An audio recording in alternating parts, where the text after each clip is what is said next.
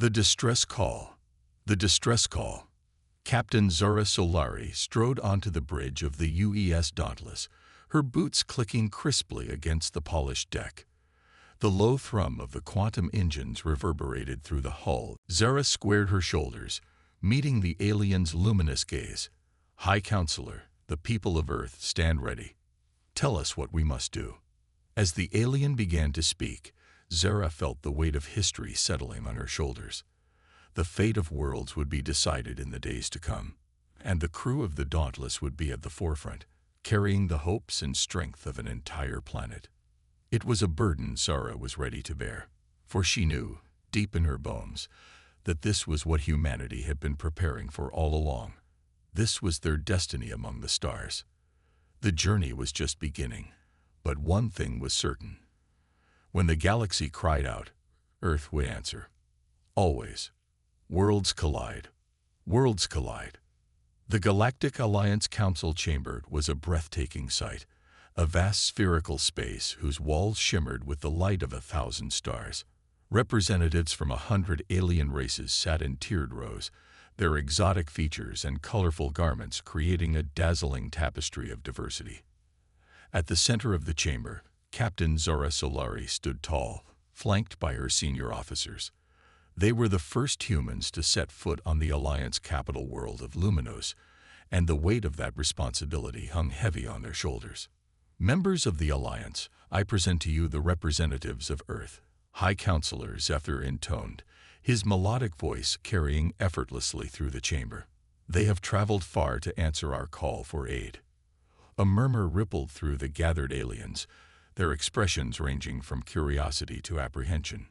Zara could sense their unease, their uncertainty about these strange new beings who had burst onto the galactic stage. She stepped forward, meeting their gazes with a steady calm. "People of the Alliance, I am Captain Zara Solari of the United Earth ship Dauntless. On behalf of my world, I offer you our friendship and our support in this time of crisis." "And what support can you offer us, Captain?" The question came from a tall, insectoid being with compound eyes and shimmering carapace. "We face an enemy beyond your comprehension, a hive mind that consumes all in its path. What do you know of such things?"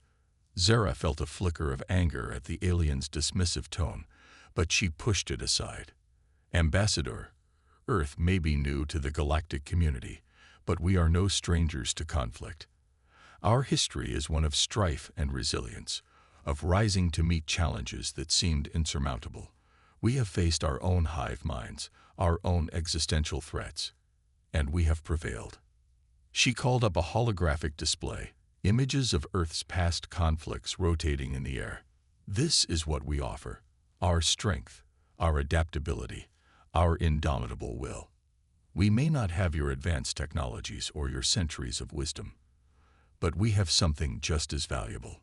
We have the courage to stand and fight, even against impossible odds." The chamber fell silent, the aliens considering her words. Then, slowly, a few began to nod. A sense of cautious hope filled the air, mingling with the ever-present undercurrent of fear. High Counselor Zephyr stepped forward, his robes shimmering in the starlight. "The people of Earth have spoken truly.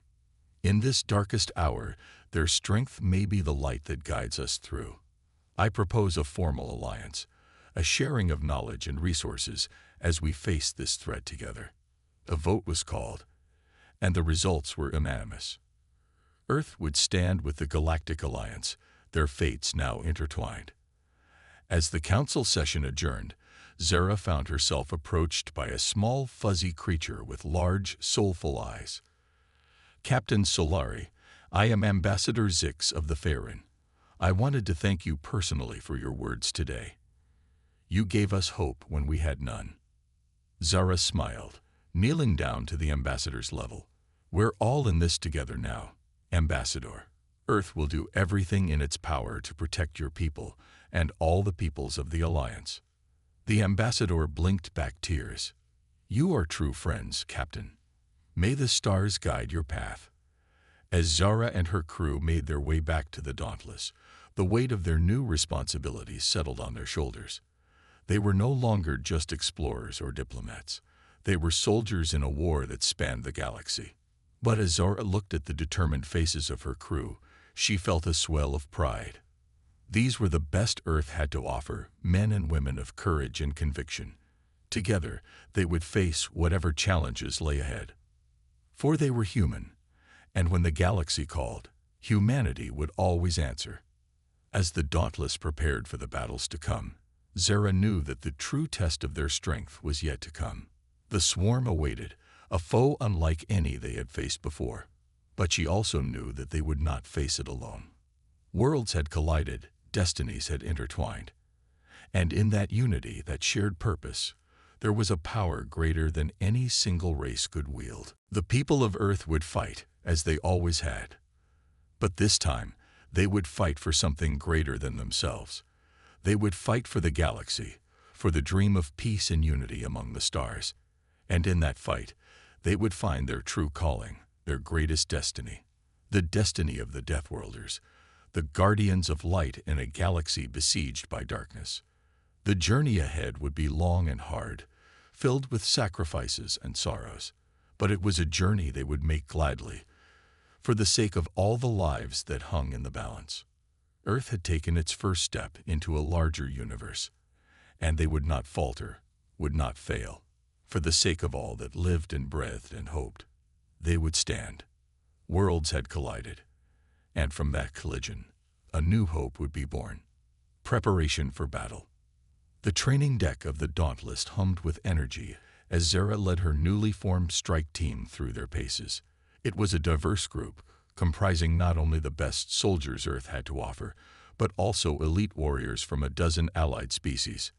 There was Zix, the diminutive but fierce Farron scout, whose speed and agility were unmatched. Beside him stood Roxa, a towering crow berserker with rippling muscles and a battle-scarred hide. Rounding out the alien contingent were Linera, a Lith Avari sniper, and Traxus, a brilliant Zoran tactician. Zara watched as they sparred, marveling at the way their unique abilities complemented each other. Zix darted between the larger warriors, his energy blades a blur of light. Roxa waded into the fray with a roar, his massive warhammer sending shockwaves through the deck plating. Linera picked off targets from afar with unerring precision, while Traxus coordinated their efforts with quick, barked commands. But for all their individual prowess, the team was struggling. They were disjointed, out of sync, their movements clashing rather than flowing. Zara could see the frustration building, the old prejudices and distrusts bubbling to the surface. She stepped forward, calling a halt to the exercise. The warriors turned to face her, their expressions ranging from annoyance to outright hostility. "This isn't working," Zara said bluntly, "and it's going to get us all killed." "It's these primitives," Traxus sneered, gesturing at the human soldiers. "They're holding us back. They have no place on a battlefield." Sergeant Mikhail Petrov, a bear of a man with a heavy Russian accent, stepped forward, his eyes narrowing. "We've been fighting since before your species crawled out of the primordial ooze. Don't lecture us about warfare." Zara held up a hand, silencing the brewing argument. "Enough. We're here to fight the swarm, not each other. This is exactly what they want, to divide us, to weaken us. We can't let that happen." She looked around at the assembled warriors, her gaze unflinching. "Each of you is here because you're the best your species has to offer. But right now, we're less than the sum of our parts. We need to be a team, a unit. We need to trust each other, to rely on each other. Because out there, against the swarm, we're all each other has." There was a moment of silence, the weight of her words sinking in. Then Zix stepped forward, his large eyes solemn. "The captain is right. We've let our differences blind us to our shared purpose. The swarm threatens us all. We must stand together." Slowly, the others began to nod, the tension in the room easing.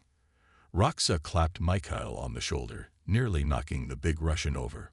"Well said, little one. I'd rather have you by my side than 100 Krog warriors." Mikhail grinned, returning the gesture. and I'd rather have your hammer than 100 human tanks." Zara felt a smile tug at her lips. It was a small step, but an important one. "All right, team. Let's run it again.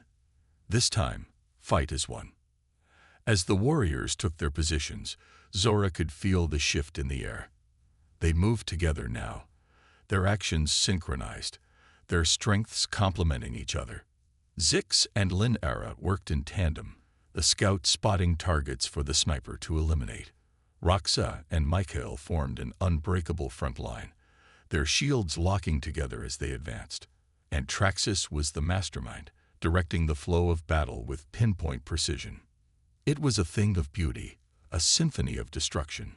Zara felt a swell of pride as she watched them work, a sense of hope kindling in her chest. If they could come together like this, then maybe, just maybe, they had a chance against the horrors to come.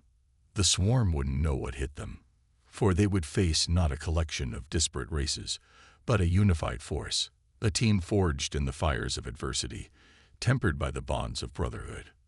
They were the galaxy's best hope, and they would not fail. As the final simulated enemy fell, the team came together, their differences forgotten in the flush of shared victory. Zora looked at each of them in turn, pride shining in her eyes.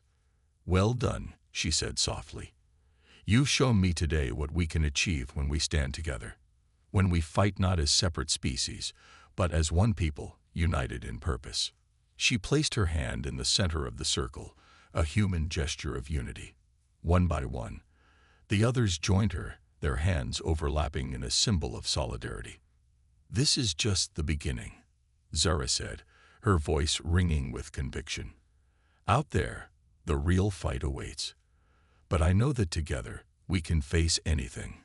Together, we will protect our homes, our families, our way of life." She met each of their gazes, seeing the determination reflecting back at her. "Together, we will win." And in that moment, the warriors of a dozen worlds became something more. They became a team. They became a family. They became the shield that would guard the galaxy, the sword that would strike down the darkness. In the face of annihilation, they would stand. For the sake of all that lived, they would fight. And the swarm would tremble before them. The swarm arrives. The alarm klaxons echoed through the halls of the Dauntless, a piercing wail that set teeth on edge and hearts pounding. On the bridge, Captain Zora Solari gripped the command console, her knuckles white as she stared at the sensor readouts. "Report," she snapped, her voice taut with tension. "Multiple hyperspace incursions detected." Lieutenant Commander Sokolov responded, his fingers flying across the tactical display. Profiles match known swarm signatures. They're heading straight for the Zephyrus colony. Zara felt a cold knot of dread settle in her stomach. The Zephyrus colony was a peaceful agricultural settlement, home to millions of innocent civilians. They had no defenses, no way to withstand the onslaught of the swarm. But they had the Dauntless, and they had her team. "Battle stations," Zara ordered, her voice ringing through the ship. "All hands, prepare for immediate deployment. Strike team, to the armory." She turned to Sokolov, her expression grim. "Set course for Zephyrus, maximum velocity. We need to get there before the swarm does." As the Dauntless leaped into hyperspace, Zara made her way to the armory, where her team was already assembling. They moved with purpose, checking weapons and donning armor, their faces set with determination. Zara stepped up to the weapons rack, selecting a pulse rifle and a pair of plasma pistols. As she armed herself, she met the eyes of each of her warriors in turn. "This is it," she said quietly. "The moment we've been training for. The swarm is coming, and it's up to us to stop them." Roxa hefted his warhammer, his eyes blazing with eager fire. "Let them come. We'll send them screaming back to the void." Zix checked the charge on his energy blades, his small face serious. "We fight for more than just ourselves today. We fight for every life the swarm threatens." Linera nodded, her sniper rifle cradled in her arms like a lover. "We are the line. We hold or all is lost."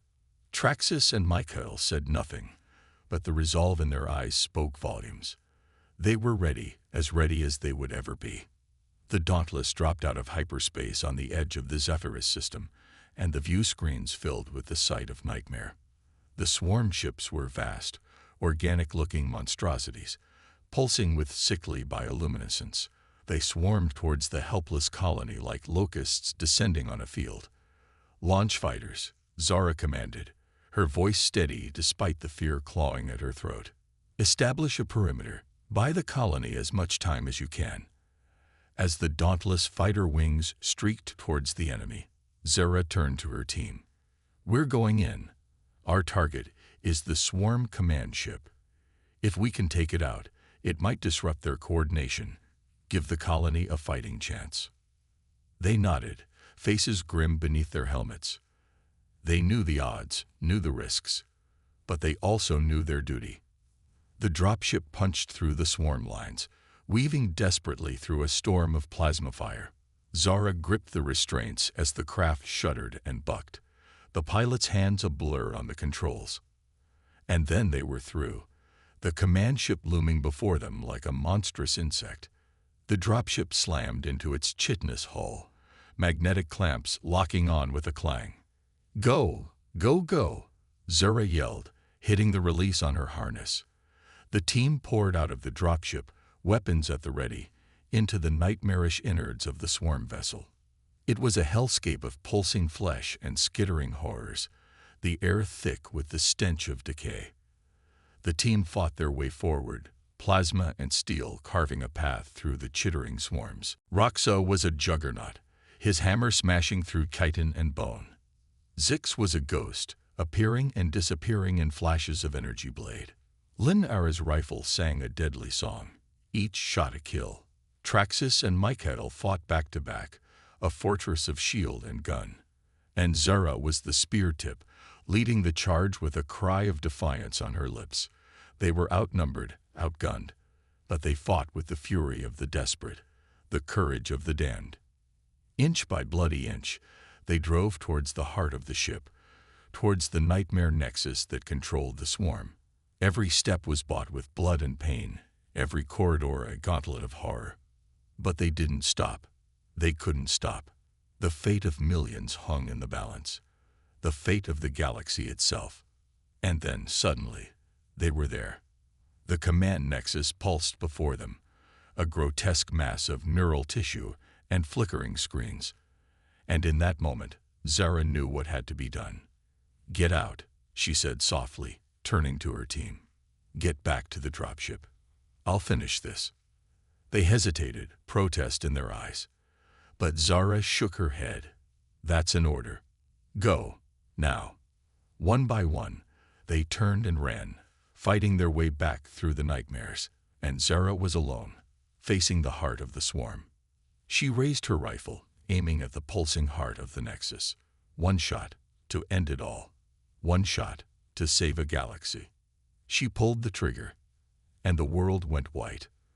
On the surface of Zephyrus, the colonists watched in awe as the swarm ships seemed to falter, to lose cohesion.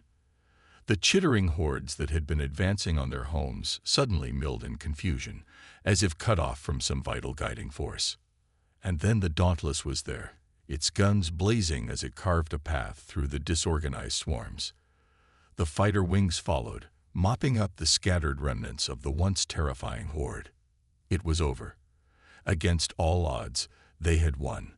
The colony was safe. The swarm was broken. But as the cheers rose from the grateful colonists, as the warriors of the Dauntless gathered in weary triumph, there was one missing from their number. One who had given everything so that others might live. In the heart of a shattered swarm ship, Zora Solari lay still, her duty done, her sacrifice complete. She had held the line. When all seemed lost, she had been the shield, the sword, the indomitable will. She had been human, and she had shown the galaxy the true strength of her species. Her name would be remembered, her story told in whispers of awe and gratitude. The woman who had saved Zephyrus, the captain who had given her life for the sake of millions, the hero of the Swarm War. But the war was not over. The swarm had been beaten back, but not destroyed. And as the survivors looked to the stars, they knew that the fight would go on. For there would always be darkness, and there would always be those who stood against it. Always. Secrets and sacrifice. In the wake of the Battle of Zephyrus, a somber mood hung over the Dauntless. They had won, but at a terrible cost. Captain Zara Solari, the heart and soul of their mission, was gone, lost in the final desperate assault on the Swarm command ship. Her second-in-command, Commander Tyson Reeves, now found himself in a role he had never sought, never wanted. He was the acting captain, the one who had to lead them forward in their darkest hour. As he sat in Zora's ready room, staring at the empty chair behind the desk, he felt the weight of that responsibility settling on his shoulders like a physical burden. How could he fill those shoes? How could anyone? A chime at the door stirred him from his thoughts. "Enter," he called, straightening in his seat. Lynn Era stepped into the room, her usually stoic face etched with grief. "Commander," she said softly, I have something you need to see." She held out a data chip, her hand trembling slightly. "Captain Solari gave this to me before the mission. She said if anything happened to her, I was to give it to you." Tyson took the chip, a feeling of foreboding settling in his gut. He slotted it into his console, and a holographic image sprang to life above the desk. It was Zora, her face weary but determined. "Tyson," she said, her voice echoing from the speakers, "if you are seeing this, then I didn't make it back. And for that, I'm sorry. But there are things you need to know, things I couldn't tell you before." She took a deep breath, as if steeling herself. 3 weeks ago, I was contacted by a covert division within Earth's government. They told me they'd been working on a secret project, something that could turn the tide of the war against the swarm. A weapon, Tyson, a biological weapon designed to target the swarm's hive mind, to unravel it from within. Tyson felt a chill run down his spine. A biological weapon. The implications were staggering and terrifying. But there was a problem, Zora continued. The project was deemed too dangerous, too unpredictable. The Alliance Council voted to shut it down, to destroy all research related to it. They were afraid of what it could do, afraid that it could fall into the wrong hands. She leaned forward, her eyes intense. But the scientists who created it didn't agree. They went rogue, Tyson. They took their research and disappeared. And now we have a chance to finish what they started. A chance to end this war, once and for all.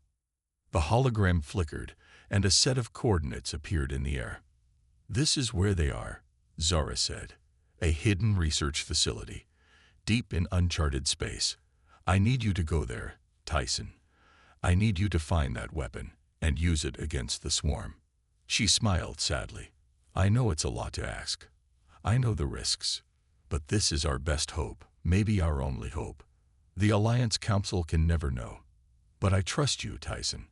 I trust you to do what needs to be done."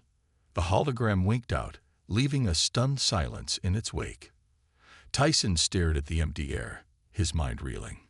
A secret weapon. A rogue mission. It was almost too much to process. But as he looked up at Linara, at the determination in her eyes, he knew what he had to do. What Zora had trusted him to do. "Set a course for those coordinates," he said, his voice steady, "and assemble the team. We have a mission." As the Dauntless slipped away into the depths of space, Tyson felt the weight of the future bearing down on him. They were embarking on a path from which there might be no return, a path that could lead to salvation or to utter destruction. But it was the path they had to walk. For the sake of the galaxy, for the memory of their fallen captain, they would see this through to the end, no matter the cost. Deep in the shadows of an unnamed nebula, a hidden base pulsed with furtive activity. Scientists scurried through its dimly lit corridors, their faces gaunt and haunted in the artificial light. At the heart of the facility, a vast laboratory hummed with sinister purpose. Rows of containment tanks lined the walls, each one housing a writhing, pulsating horror. And in the center, a towering machine pulsed with malevolent energy, its purpose as dark as the void beyond the stars. This was the Forge, the birthplace of the Swarm's bane. The weapon that would unravel a hive mind, that would turn its own biology against it. It was a monstrous thing, an affront to life itself. But to the desperate scientists who had created it, it was the only hope. The only way to fight a nightmare was with a nightmare of their own. As they worked feverishly, hunched over consoles and microscopes, they tried to ignore the doubts gnawing at their souls. They tried to tell themselves that this was necessary, that the ends justified the means. But in the darkness of their hearts, they knew the truth. They had crossed a line, one from which there might be no coming back. They had become the monsters they sought to destroy. And now, as the sensors chimed in warning, as an unidentified ship slipped through their defenses, they knew their reckoning had come. The Dauntless had arrived. And with it, the fate of the galaxy hung in the balance. In the landing bay of the research base, Tyson and his team stepped out of their shuttle, weapons at the ready. The air was thick with tension, with the weight of the choices that had brought them here. As they moved deeper into the facility, following the coordinates Zora had left them, they saw signs of the horrors that had been unleashed here. Twisted, half-formed creatures floated in tanks, the failed prototypes of the Swarm's bane. Consoles flickered with readouts that spoke of unspeakable experiments, of lines crossed, and taboos shattered. And then, in the heart of the Forge, they found it. The weapon, the key to ending the war. It pulsed with a sickly, unsettling light, a thing of nightmare made manifest. Tyson stared at it, his heart pounding in his chest. To use such a thing, to unleash it upon the galaxy, could they truly justify that? Could any end, no matter how noble, be worth such a cost? But as he looked at his team, at the determination in their eyes, he knew they had no choice. They were the last line, the only hope. If they faltered now, if they let their doubts overcome them, then all would be lost. "We take it," he said, his voice grim. "We take it, and we end this, once and for all." As they moved to secure the weapon, alarms blared throughout the facility. The scientists, realizing their secret was discovered, had triggered the base's self-destruct sequence. They would rather die than see their work fall into the wrong hands. The team raced back to their shuttle, the weapon secured in a containment unit. Behind them, the base shuddered and quaked, the countdown to oblivion ticking away inexorably. They barely made it, the shuttle leaping away from the base just as it erupted in a blaze of plasma and debris. And as they watched the fireball consume the Forge, they knew there was no turning back. They had the weapon. Now they had to use it. For better or worse, the fate of the galaxy was in their hands. As the shuttle docked with the Dauntless, Tyson felt the weight of that responsibility settling on his shoulders. He had thought he understood the burden of command, the weight of the choices a captain had to make. But now, holding the fate of billions in his hands, he realized he had only scratched the surface. This was what it meant to be a leader, to hold the line against the darkness. This was what Zora had faced in her final moments. And now, it was his turn. As he stepped onto the bridge, the weapon secured in the Dauntless hold, he knew the hardest part was yet to come. They had the means to end the war. But the question remained, at what cost? Only time would tell. But one thing was certain. The Dauntless would not falter. They would see this through, to whatever end. For they were human, and they would not go quietly into the night. They would rage against the dying of the light, until the very end. Unlikely allies. The bridge of the Dauntless was a hive of tense activity as Tyson and his crew plotted their next move. They had the weapon, the key to ending the swarm threat once and for all. But using it was another matter entirely. The swarm's main hive is heavily defended, Traxxas said, his eyes scanning the tactical display. We'd never get close enough to deploy the weapon, not without being torn to shreds. Linnera nodded grimly. And even if we could, there's no guarantee it would work as intended. This thing. She glanced at the containment unit holding the bioweapon. It's unpredictable, dangerous. Tyson paced the deck, his mind racing. They needed a plan, a way to deliver the weapon that didn't involve a suicide run. But what? Suddenly, the comm system crackled to life. Unknown vessel, this is the ASV Resonant Glory. You are harboring fugitives and illegal contraband. Stand down and prepare to be boarded. Tyson's eyes widened. The Resonant Glory was an Alliance security vessel, one tasked with enforcing the ban on biological weapons, if they discovered what the Dauntless was carrying. He made a split-second decision. Open a channel, he ordered, straightening his uniform. The view screen flickered, revealing a stern-faced Zoran in the crisp white and gold of Alliance Command. This is Commander Varin of the Resonant Glory, the alien said, his voice clipped and precise. You are in violation of Alliance law. Surrender immediately or face the consequences. Tyson met the commander's gaze steadily. With respect, Commander, you don't understand the situation. We are not your enemy. The real threat is out there. He gestured to the starfield beyond the viewport. Varin's eyes narrowed. The only threat I see is a rogue Earth vessel, trespassing in restricted space. I won't ask again.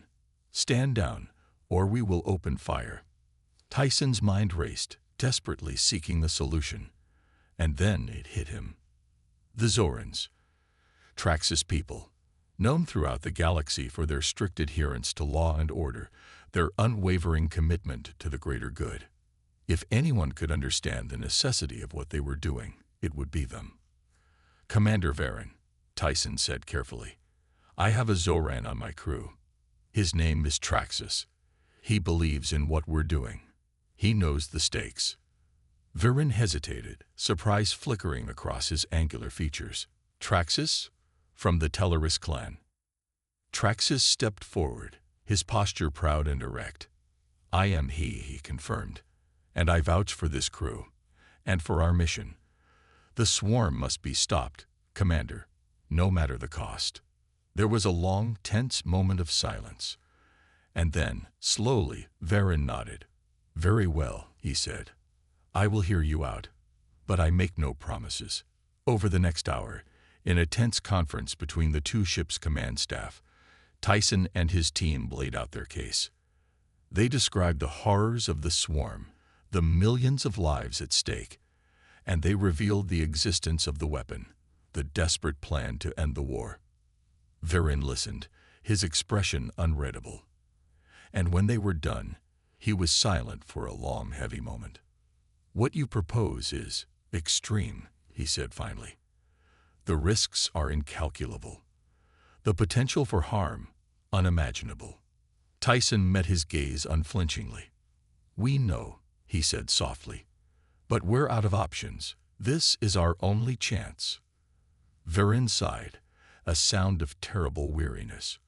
I cannot condone this, he said. It goes against everything the Alliance stands for, everything I believe in. Tyson's heart sank, but Varin wasn't finished. However, the Zoran continued, I also cannot stand by while the swarm consumes the galaxy. If this is truly our last hope, then I will not stand in your way. Traxxas stepped forward, placing a hand on Varin's shoulder. Thank you, he said softly. You honor our people with your wisdom. Varin met his gaze, a look of understanding passing between them. Do not thank me yet, he said grimly. The hardest part is still to come. Together, the crews of the Dauntless and the Resonant Glory began to plan, to scheme, to plot the downfall of the swarm. It was a fragile alliance, born of desperation and necessity. But it was an alliance nonetheless, and in the darkness of space, a flicker of hope began to grow. Far beyond the reach of any star, in the lightless depths where the swarm made its lair, a plan was set in motion. The Dauntless, its hull scared and pitted from countless battles, drifted like a piece of flotsam on the void. To any observer, it would have appeared dead, a lifeless husk gutted by the ravages of war. But appearances could be deceiving. Inside the ship, Tyson and his crew waited, their hearts pounding, their breaths shallow in the recycled air. They had come too far, sacrificed too much, to fail now. And in the belly of the beast, secreted away in a hidden compartment, the weapon waited, the key to their salvation and their damnation. It had been a journey fraught with peril to get this far. They had ducked Alliance patrols, skirted the edges of swarm territory, pushed their ship and their sanity to the breaking point. But they had made it. Now all that remained was the final plunge, the last desperate gambit.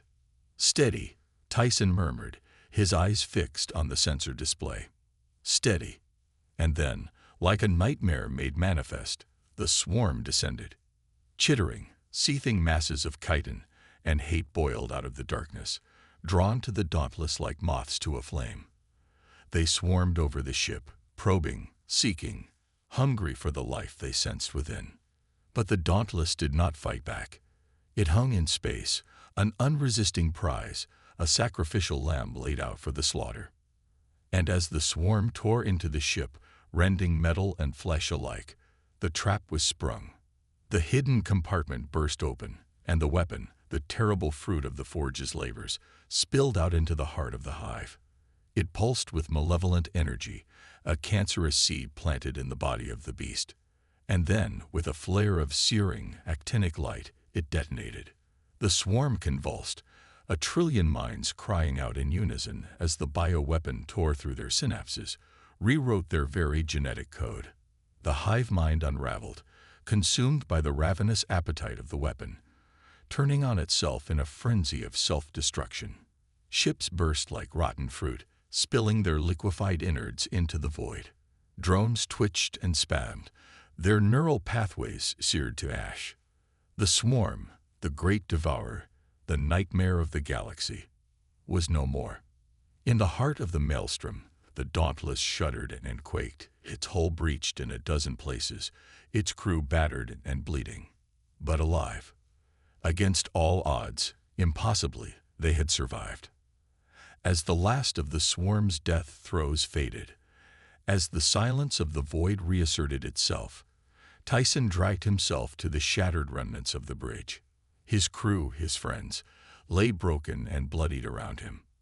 But as he met their eyes, one by one, he saw in them the same fire that burned in his own heart, the indomitable will, the unbreakable spirit that had carried them through the darkness to this moment.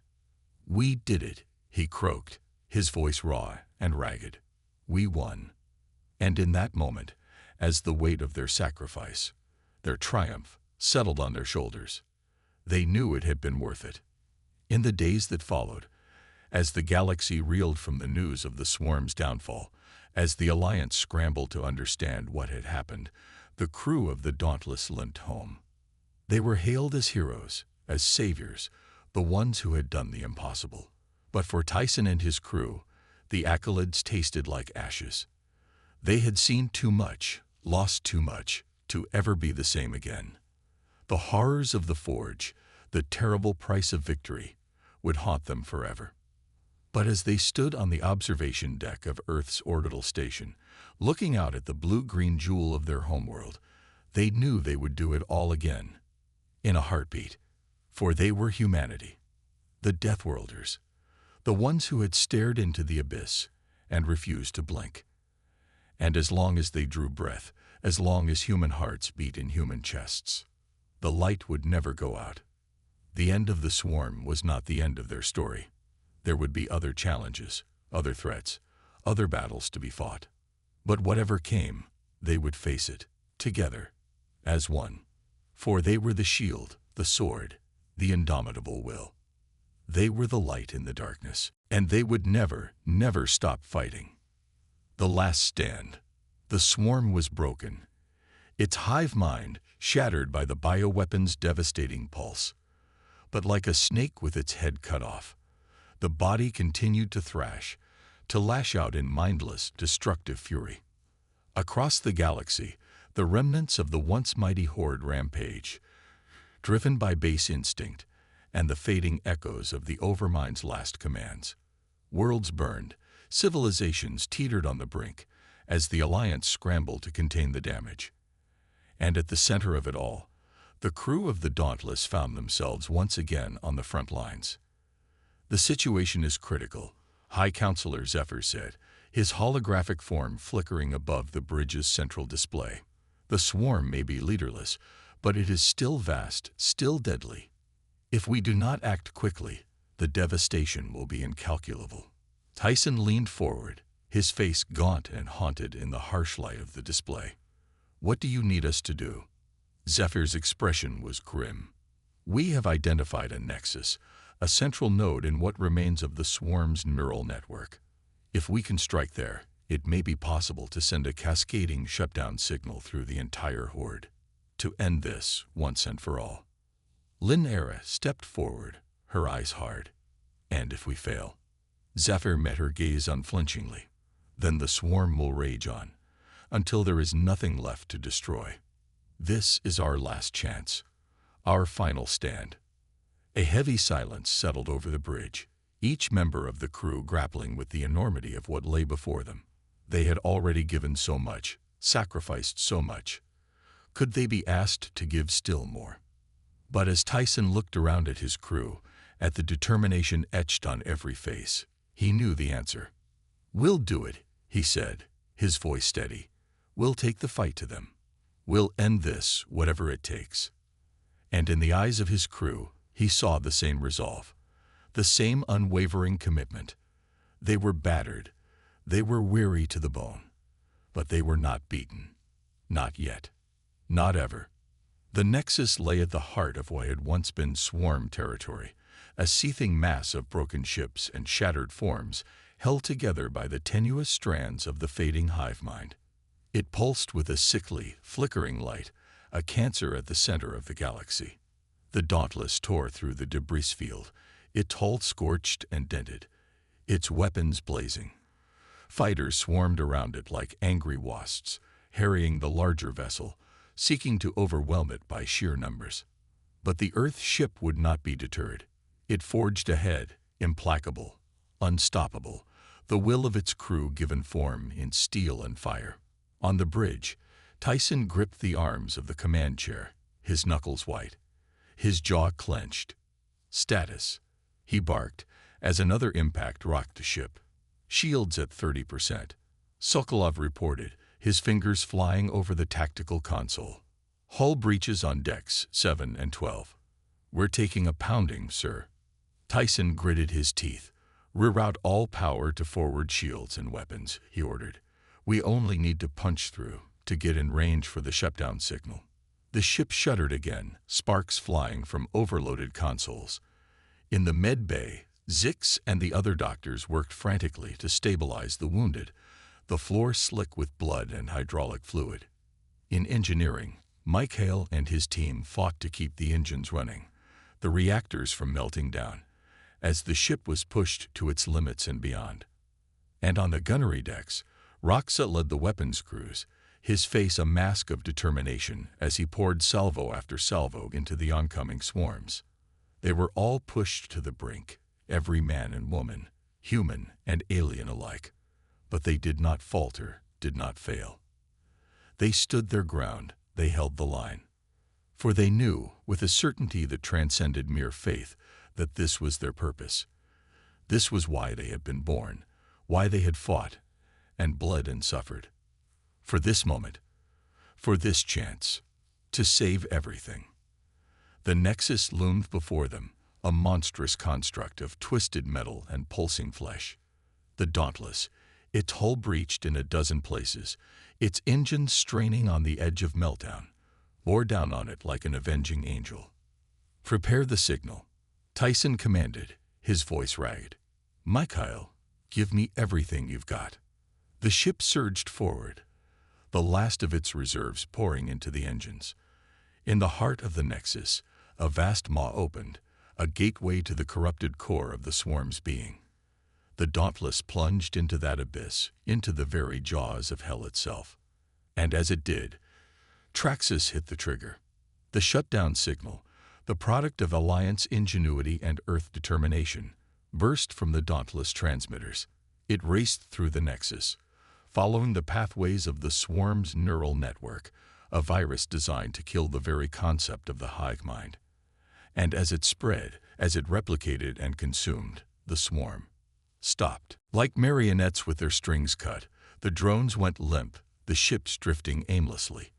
The malevolent light in the Nexus flickered, faded, went out. And across the galaxy, in 1,000 systems on 1,000 worlds, the soldiers of the Alliance, the defenders of the free races, lowered their weapons, stared at each other in disbelief. And then, as realization dawned, as the impossible truth sank in, cheered. It was over. The war, the nightmare, the long, desperate struggle. It was over. They had won. But in the heart of the Nexus, in the shattered remains of the chamber where the final blow had been struck, there was no cheering, no celebration, only silence and the drift of debris. The Dauntless hung in the void, a broken, lifeless hulk. Its engines were dark, its weapons still. No lights shone in its viewports. It had given everything, to the last ounce of power, the last breath of its crew. It had held the line, it had fought the good fight, and it had paid the ultimate price. But as the Alliance ships gathered around it, as they prepared to take it in tow, to bring their heroes home, a light flickered in the darkness. On the bridge of the Dauntless, in the shattered ruins of the command deck, a hand stirred, a body shifted in the wreckage. And Tyson Reeves, captain of the Dauntless, opened his eyes. He was battered, he was broken. His ship was a ruin, his crew. He dragged himself to his feet, ignoring the screaming protest of shattered bones and torn flesh. He staggered to the comm station, his blood-slick fingers scrabbling at the controls. "This is Captain Reeves," he croaked, his voice a whisper in the stillness. "Dauntless crew, report in." For a long, terrible moment, there was nothing. Only the hiss of static, the silence of the tomb. And then, "This is Sokolov." "I'm here, Captain." "Linera, reporting." "I'm alive." "Zix here." "I've got wounded, but we're stable." One by one, the voices of his crew filled the air. Weak, pained, but alive. Alive. Tyson closed his eyes, a sob welling up in his throat. They had made it. Against all odds, against all hope, they had made it. The Dauntless had held. The Deathworlders had stood fast. And the galaxy was safe. As the rescue ships docked, as medics and engineers swarmed the battered vessel, Tyson allowed himself to be led away, to be tended to. His part was done, his duty discharged. But as he looked back at his ship, at the battered, broken thing that had carried them through hell and back, he knew their story was not over. The Dauntless would fly again. The Deathworlders would stand ready. For there would always be threats, always be challenges to face. That was the nature of the universe, the price of existence. But as long as there were those willing to stand against the darkness, to fight for the light, there would be hope. There would always be hope. And that, in the end, was what mattered. That was what made it all worthwhile. The Deathworlders had shown the galaxy the meaning of courage, of sacrifice. They had shown what it meant to be human. And in doing so, they had forged a legend that would endure, a beacon to guide and inspire for generations to come. The legend of the Dauntless, the legend of Earth, the legend of the Deathworlders.